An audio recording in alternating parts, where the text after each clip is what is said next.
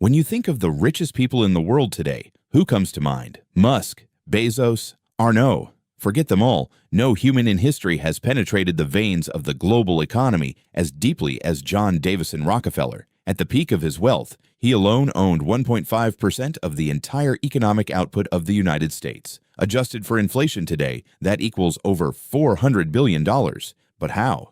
Put aside the baseless conspiracy theories.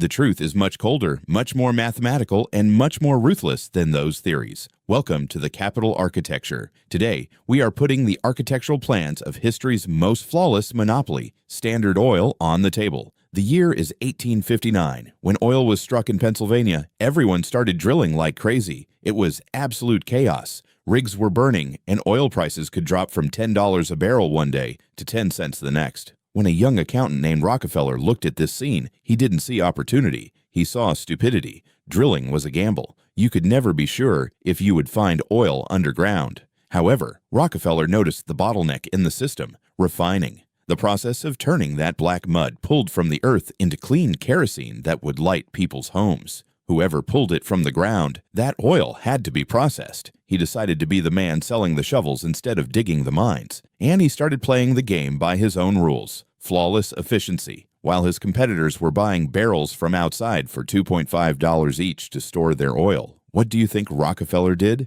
He bought his own forests. He built his own drying kilns. He even produced the glue used to make the barrels himself and brought the cost of a barrel down to 96 cents. In finance, we call this vertical integration. There is more. At that time, while refining oil, other refineries would dump the resulting gasoline into rivers as waste. Rockefeller used this waste as fuel to run his machines. He sold the leftover tar, produced paraffin waxes, and made petroleum jelly. Not a single drop was wasted. Standard Oil had turned into such a profitable machine that the mathematical chance of his competitors surviving by cutting prices dropped to zero. But Rockefeller didn't just want to beat his competitors. He wanted to swallow them. This is where things get ugly, where it turns into the masterpiece of Rockefeller's monopoly architecture: railroads. You had to transport the oil, and railroads were the blood vessels of that era. Rockefeller sat down at secret tables with the country's biggest railroad companies. He told them, "I will transport all my oil with you, but you will transport it cheaper for me than anyone else."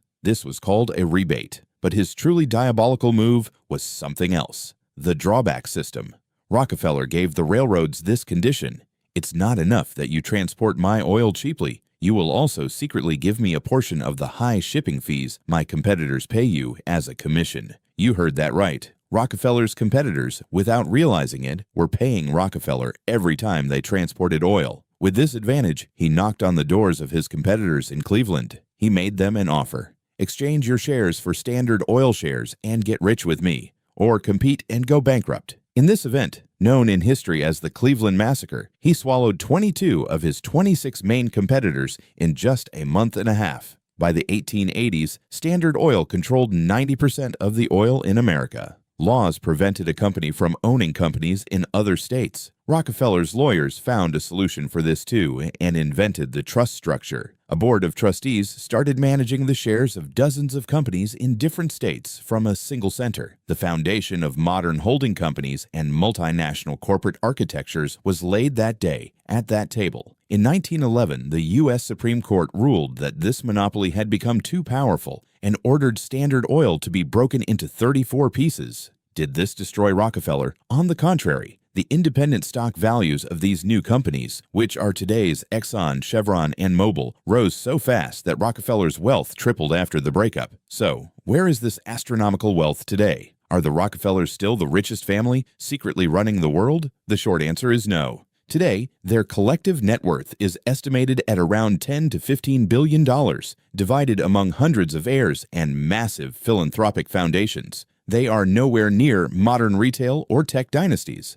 But their capital didn't just vanish. It evolved. They shifted from oil monopolies to modern financial architecture. They built massive real estate empires like the Rockefeller Center. More importantly, they pioneered modern venture capital. Through their investment firm Venrock, the old oil money quietly funded the early days of high-growth technology, backing companies like Apple and Intel. They traded the oil rigs of the 19th century for the silicon chips of the 20th. They may no longer be the absolute richest, but their blueprint for preserving and transforming wealth across centuries remains the ultimate masterclass in capital architecture. If you want to understand the invisible architecture of finance and power, you are in the right place. See you in our next case study. Don't forget to like and subscribe to the Capital Architecture.